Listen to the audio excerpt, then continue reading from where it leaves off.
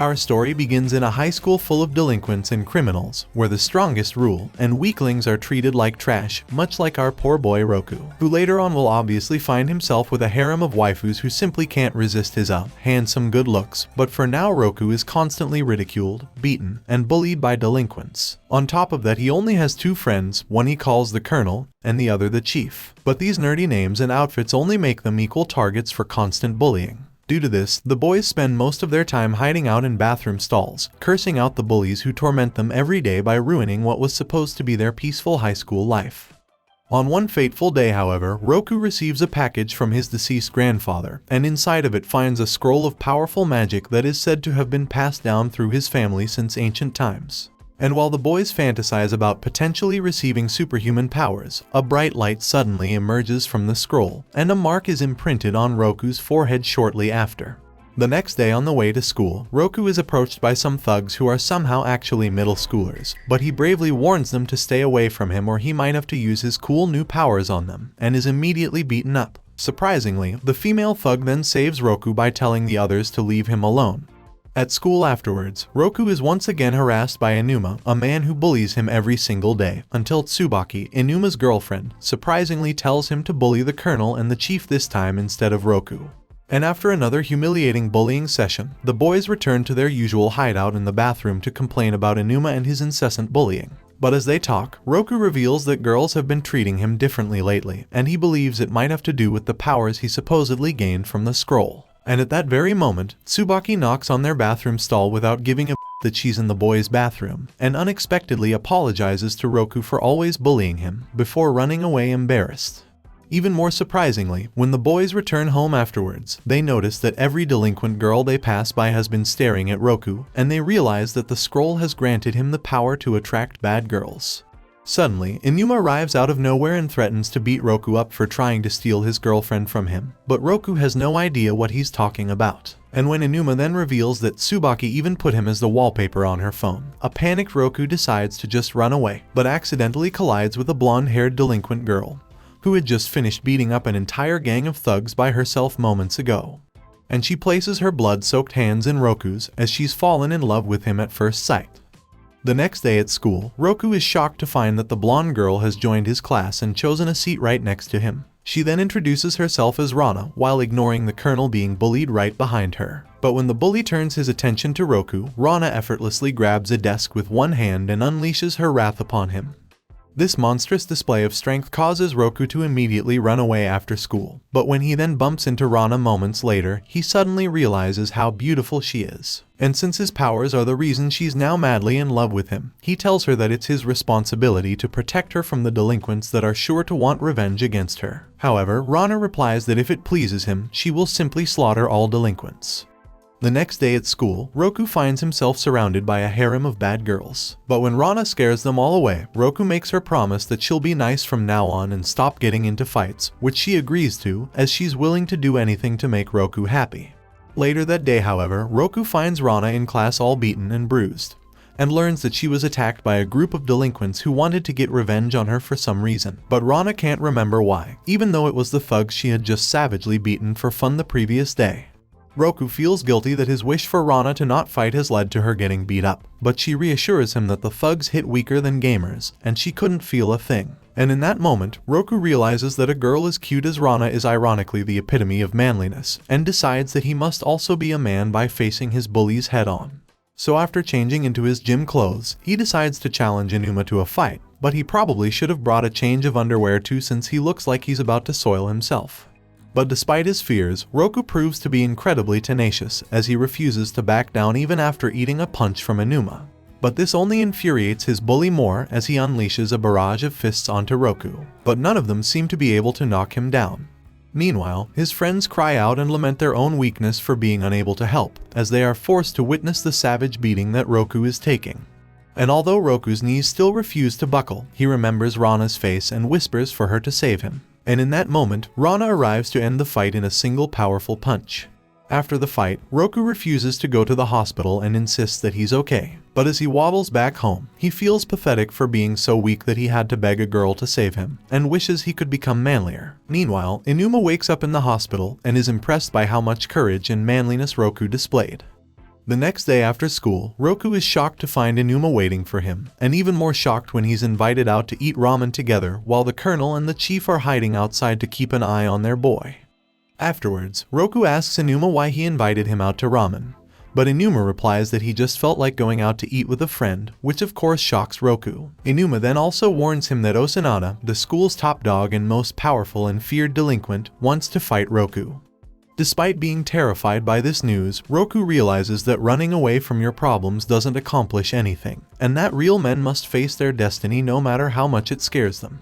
Inspired by his impressive courage and motivating words, his friends decide to join him on this impossible mission, as they will gladly go to war against Osanada with him, and even Inuma promises to have his back. The next day at school, a little girl casually walks into the classroom, searching for Roku. And although he's initially confused by this, Roku quickly learns that this little girl is actually Osanada, the top dog of Amori High School. But when Roku's powers activate, it seems to have absolutely no effect on her, as she ignores it and simply tells Roku that she's going to slaughter him. Roku then tells her that they should talk this out instead of fighting. But Osanada grows bored and punches him in the face, which surprisingly has absolutely no effect. Confused by this, she decides to test her punch on the colonel instead, and sends him flying straight into the wall. Realizing that there's something strange about Roku that makes her not want to hurt him, she agrees to talk things out with him instead, and brings him to a creepy abandoned building where he's sure he will be murdered. But instead, he's taken to Osanada's room, which happens to be all cute and pink, as if designed by a Discord-y girl. Osanada then confesses to Roku that she actually really loves cute things, and she even invites him over to hang out with her whenever he wants. But the more she looks at Roku, the more she grows confused of her feelings, as she's never felt this way before. Roku knows that this is because of his power and realizes that he must be her first love. This causes Roku to reminisce about his own first love, which ended in heartbreak when his cute and innocent childhood friend suddenly became a delinquent after falling for a bad boy.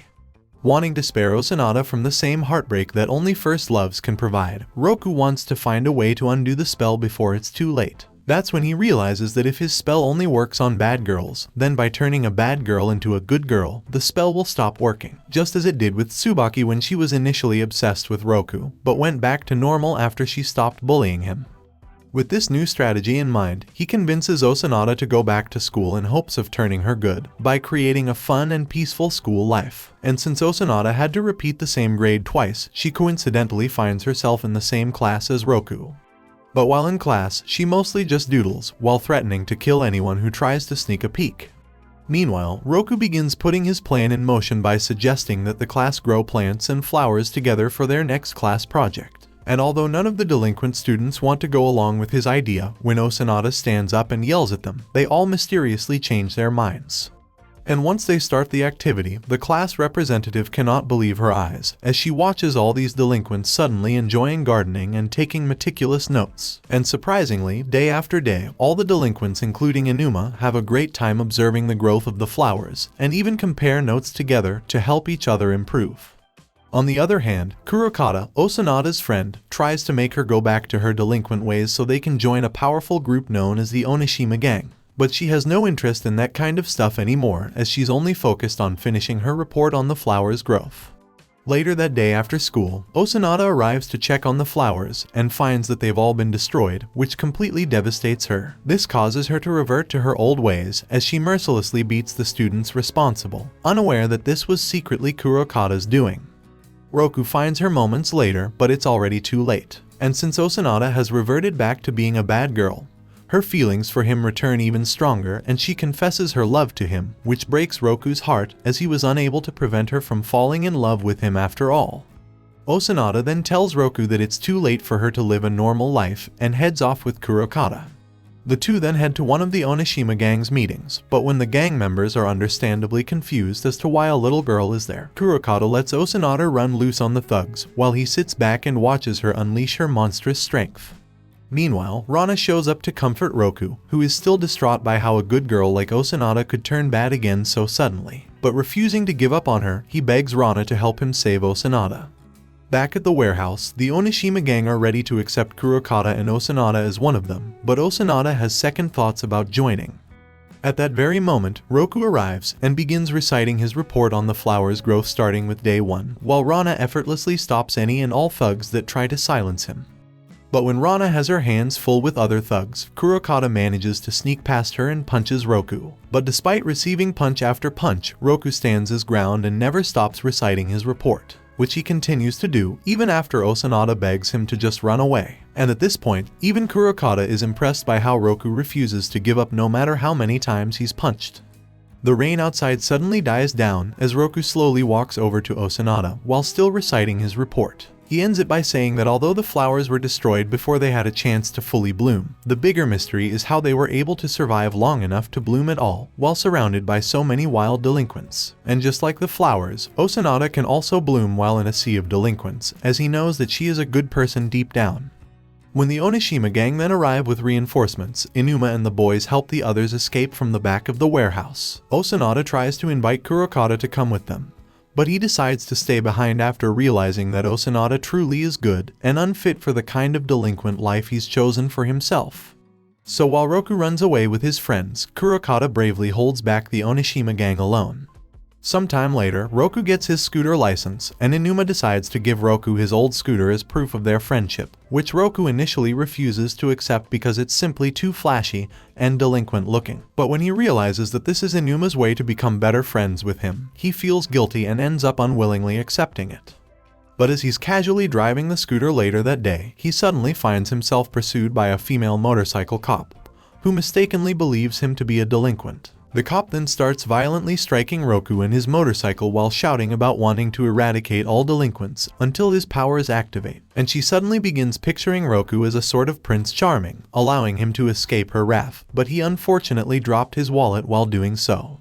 The next day, however, Azami, a proper young lady from a neighboring girls' school, visits Roku to return his dropped wallet. But when she looks at his plain face, she can't help but think of him as a Prince Charming, despite still believing that he's a ruthless delinquent, which she hates with a passion. And when Inuma then arrives with Roku's revamped scooter that makes it look even more delinquent, Azami breaks down in tears and begins chastising Roku for driving such a rebellious bike, and orders him to ride her instead, to ride with her instead. She then leaves and comes back a couple moments later with her own bike, and forces Roku to ride beside her, which he agrees to because he feels bad for making a girl cry. As they're about to leave, however, they realize that the bike isn't moving forward because Ranna is holding it back with a single hand. But she lets it go after Roku reassures her that he'll be alright, which he quickly regrets when Azami ends up driving like an absolute maniac, causing Roku to finally realize that she is very clearly a bad girl, who is certainly under the effects of his powers.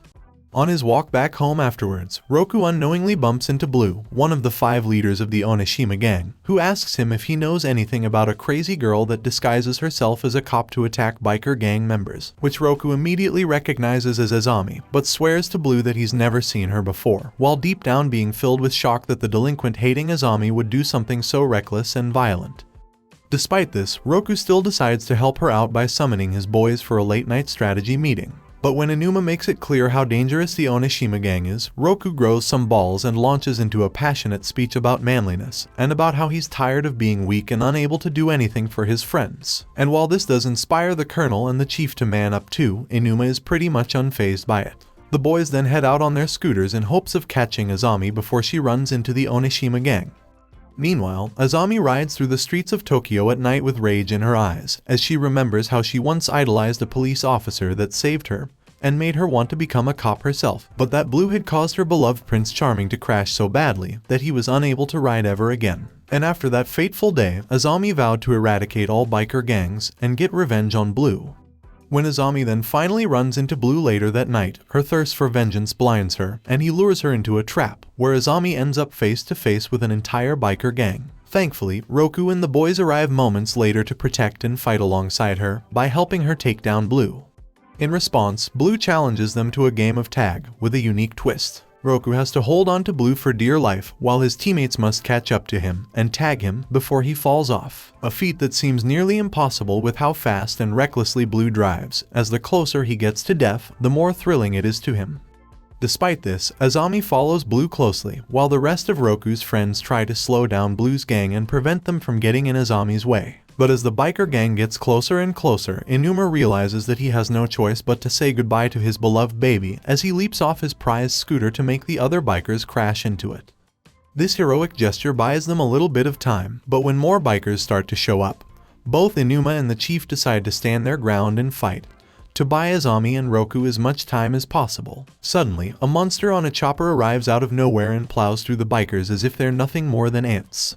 And although she plans to go on ahead and rescue Roku, Inuma and the chief convince her to stay back and let Roku win this with his own strength, as he doesn't want to have to rely on Ranna for everything. Surprisingly, Ranna obeys and kneels in the middle of the road waiting for Roku to return, as she reveals that she fully believes in him because she loves him. Meanwhile, Azami continues her daring pursuit of Blue and manages to keep up with him despite the insane speeds he's driving at. And when Blue sees the demonic look in Azami's eyes, he realizes that she's as unafraid of death as he is, and that the Reaper is chasing both of them. That's when Azami reveals that she's willing to do whatever it takes to stop him, even if it means dying, to make him pay for what he did to the police officer she idolized. Suddenly, Blue remembers having met Azami before and thinks back to how, in reality, the cop and him were actually on quite friendly terms because the cop understood the freedom and thrills that Blue chased, and even tried to be a positive role model in his life. But one day, when Blue went too fast on a bumpy road and nearly crashed into Azami, the cop saved both Blue and Azami from certain death by sacrificing his bike and his life in the process. And even though the cop thankfully survived, he was never able to ride again. Suddenly, Blue's thoughts are interrupted when he arrives at a steep turn, and decides to accelerate like a maniac. And when he can't feel Roku's weight on his bike anymore, Blue assumes that he's won the race by throwing Roku off, but soon realizes that Azami has actually managed to tag Roku after all, thus granting them the victory. Later that night, while Roku and his friends celebrate after returning back unscathed, Blue announces that he gives the leadership of his gang to Azami, as he had previously promised that anyone who beat him in a race would become the new leader. But before he leaves, Azami asks Blue to grant her one simple favor. The next day, Azami has Blue accompany her to see the police officer that they hadn't seen since the accident, who's surprisingly glad to see them both. And when he then embraces Blue from behind and asks him if he's still been getting into trouble lately, Blue breaks down into tears as he apologizes profusely for his past mistakes. Sometime later, two random girls decide to visit Roku's school because they've heard a rumor of a bad boy Chad there that is so handsome that girls fall in love with him at first glance. But when Roku is suddenly swarmed by a harem of bad girls who all fight over the privilege to carry his bag, followed by the crazy Azami who proclaims herself his personal driver, and his even crazier monster waifu, the two random girls immediately run away in fear. That following weekend, Roku invites the gang over to his house to play games and get to know each other better, but as soon as he leaves the room to get some snacks, the air immediately turns incredibly awkward, as Ranna's menacing aura instantly returns every time Roku is gone. The fearless Osanada is unfazed by this, however, and casually tries to start up a conversation with Ranna, and although she only replies with a single word every time, the gang learns that Ranna loves meat and hates sweet things. But when Roku returns with pudding, she ecstatically expresses that pudding is her favorite food, which the rest of the gang know is just an obvious lie to make Roku happy. The next day after school, Roku and the gang are tasked with cleaning up the classroom. But while Roku and the colonel work together, Ranna is forced to work with Osanada, which greatly bums her out. Despite this, the two get along pretty well since they happen to be equally stupid, as both girls begin ripping off floor tiles with their bare hands to clean the dirt underneath. And when they notice that the ceiling is also dirty, the girls decide to copy how Roku and the colonel work together. But Osanada proves to be a bit too small for this to work, so she decides to lift Ranna up but accidentally shoves her head through the ceiling instead. But at the end of the day, Ranna shows her gentle side by letting a tuckered out Osanada sleep in her lap. Meanwhile, Roku's fame has grown among the school and gang members for his role in taking down multiple members of the Onishima gang, and Inuma warns him that the leaders of Onishima are definitely going to seek revenge. He warns in particular of Doji, the leader of Onishima, who used to be one of the lowest ranking members in the organization. But after it was destroyed overnight, he worked hard to rebuild the gang from the ground up, and quickly became the best leader the Onishima gang has ever had. At that same time, the four remaining leaders of the Onishima gang arrive at Aomori High School. But surprisingly, Doji says that he doesn't care about a worthless runt like Roku, and his real aim is the monster known as Ranna. The next day, the Onishima gang members transfer to Aomori High School and become new students in Roku's class, which completely shocks Roku and his friends, who are certain that Doji is out for revenge. However, in a sudden unexpected twist, Doji claims that after seeing everything Roku has accomplished, the Onishima gang felt so much admiration for him that they decided to attend the same school, so they too can enjoy a peaceful school life. Roku has a hard time believing this at first, but when Osanada shakes Doji's hand as a show of acceptance, Roku follows suit and does the same, while Doji's true objective, Ranna, fills him with terror. Meanwhile, during class, the colonel can't help but find Doji incredibly creepy, while Roku is creeped out by one of the female Onishima gang members constantly staring at him, which only enrages Ranna. So the boys find themselves hiding in their favorite bathroom stall once again, to try to make sense of this new crazy situation. On their way out of the bathroom, however, the boys run into Ranna, who's somehow struck by Roku's powers, leading the boys to believe that Roku's power now also affects bad boys, which causes him to run away in terror, until he's trapped with nowhere to go, and Ranna confesses that she's secretly a girl who dresses as a boy, while her twin brother, Kazuno, dresses as a girl, while secretly being a pretty violent dude. But when Roku then questions why Ranna would share such a sensitive secret with him, she replies that for some reason, Roku makes her heart go doki doki, before running away completely embarrassed. Meanwhile, at that same time, Doji tries to converse with Ranna to find one of her weaknesses, but is unable to get through her completely stoic demeanor as Ranna has her emotions completely locked up. But when Roku returns to class, Ranna suddenly perks up, which makes Doji realize that Roku is the key to unlocking Ranna's weaknesses. The next day, while preparing for the upcoming school festival, Roku goes out to look for some cardboard but suddenly finds himself surrounded by a harem of bad girls who are under the effects of his powers. But after talking with Otohime, the leader of the girl gang, Roku learns that not only are the girl gang actually friendly, law-abiding citizens who spend most of their time having pleasant tea parties, but that 2 years ago Ranna used to be a part of their gang. And when members of the girl gang ended up being attacked by the Onishima gang, Ranna single-handedly destroyed the Onishima gang while a helpless Doji could only stand by and watch. And Otohime never saw Ranna again after that violence-filled night. But when Roku returns to school afterwards, Doji informs them that members of the girl gang have attacked students from Amori High School and even beat up Ranna. Roku refuses to believe this, however, as he knows that Otohime and the girls are good people, causing the entire school to turn against him and label him a traitor, just as Doji had planned. Thankfully, however, Inuma is still on his side, as he says that he doesn't trust Doji but does trust Roku, and will follow him anywhere, including the bathroom apparently, where the two try to figure out what Doji's true intentions are. Meanwhile, the colonel and the chief try to see for themselves if Roku was right about the girl gang, by stalking random delinquent girls all day, which is not creepy if done for science. And thanks to this in-depth research, they discover that the twins are the ones who have been attacking students from the school, while posing as members of the girl gang.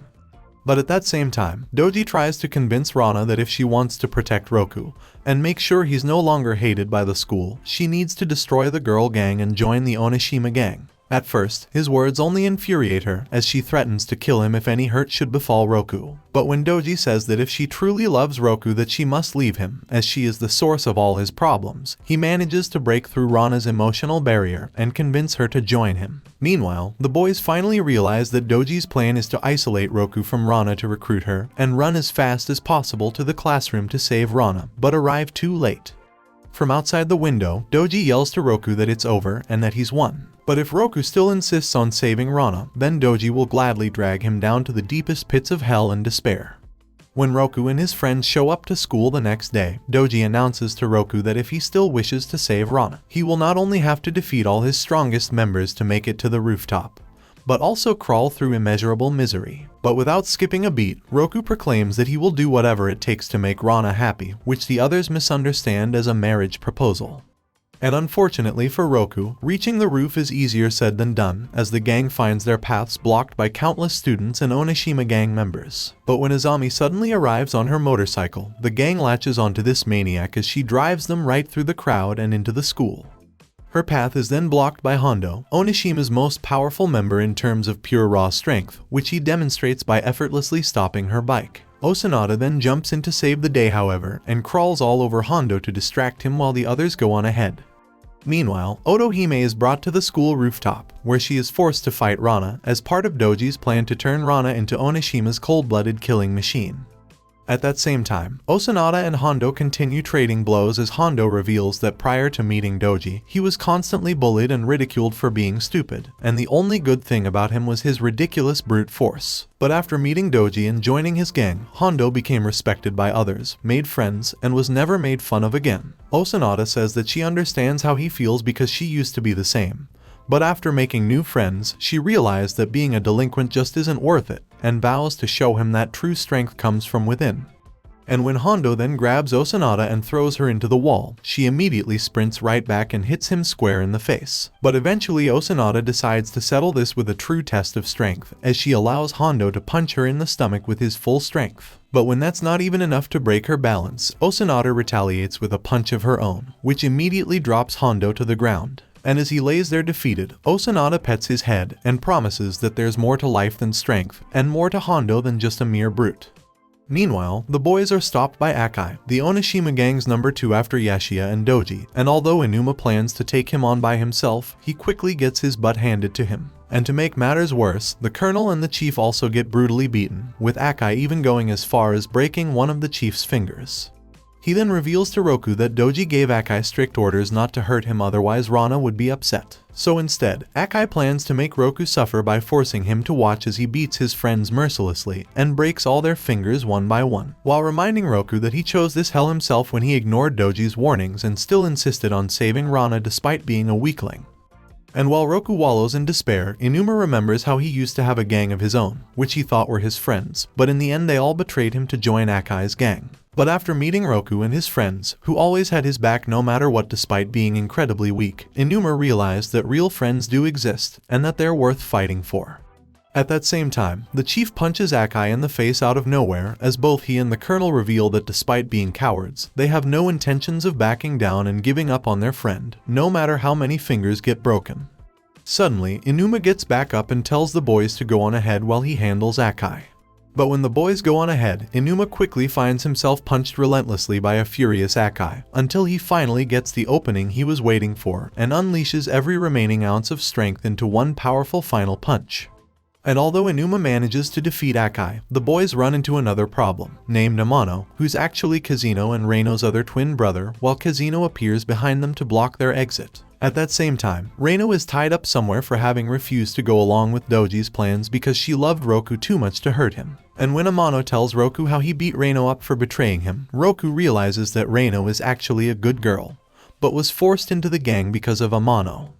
In response, Roku yells at Amano for being a horrible brother for making his sister suffer like that, but he just takes it as a compliment and orders Kazino to deal with Roku, while he'll handle the colonel and the chief. Suddenly, Kazino grabs Roku and gives him a kiss on the cheek, which completely shocks everyone, including Amano. But in reality, Kazino is actually Reino, who after being freed with Kazino's help, disguised herself to help Roku. And after thanking him for always supporting her, she stays behind with the colonel and the chief to fight Amano, while Roku goes on ahead. On his way to the rooftop, however, Roku suddenly comes across a hallway full of defeated students, and is immediately pulled into a dark room by Yashia, the Onishima gang's strongest member after Doji, who reveals that she absolutely loves strong men like Roku, because she loves watching them break. And without wasting time, Yashia immediately begins whipping Roku in hopes of breaking him, then nurses him back to health because she can't control her love for him, then whips him all over again. But when Roku begins blindly swinging his arms like an idiot, he notices that Yashia suddenly backs away from him, and realizes that because Yashia only loves strong men, his powers must be making her perceive him as stronger than he really is. Using this to his advantage, Roku tries to intimidate Yashia into giving up. Suddenly, Yashia accidentally trips and nearly falls out the window, but is saved at the last second by Roku. Believing that Roku is so incredibly powerful that he decided to save his enemy, Yashia's love for Roku grows more and more, causing him to appear stronger and stronger until her love for him completely overwhelms her and she passes out.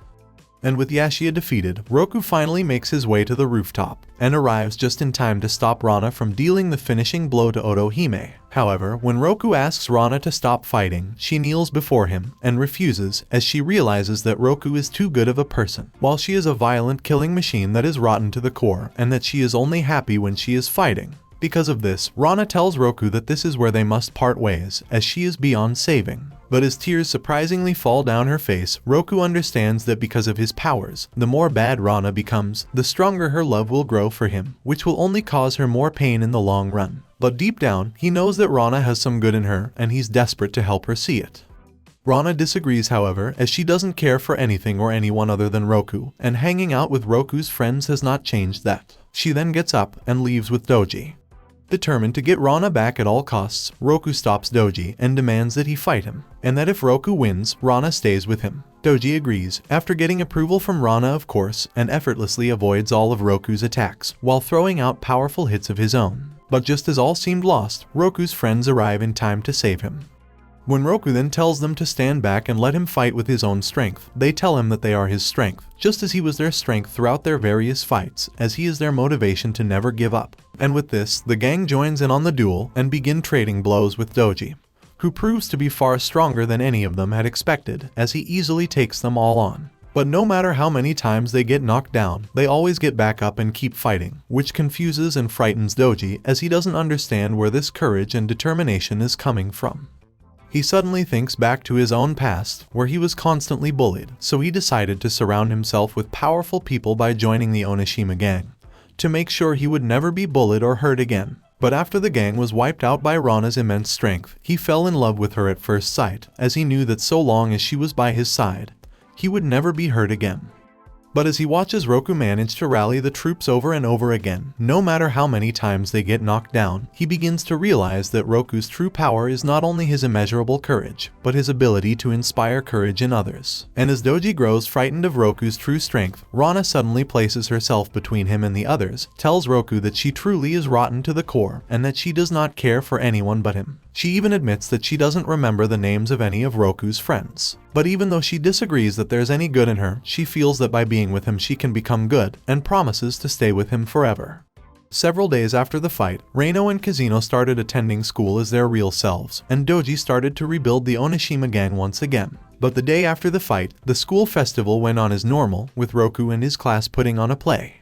Unfortunately, Ranna forgot all her lines, but surprisingly reveals that she remembers all her new friends, as she names them each one by one, and thanks them all for their help. Thanks so much for watching this anime recap, and a true sincere thank you to those who always support this channel and watch my videos. Thank you so much, and I hope to see you all again in the next one.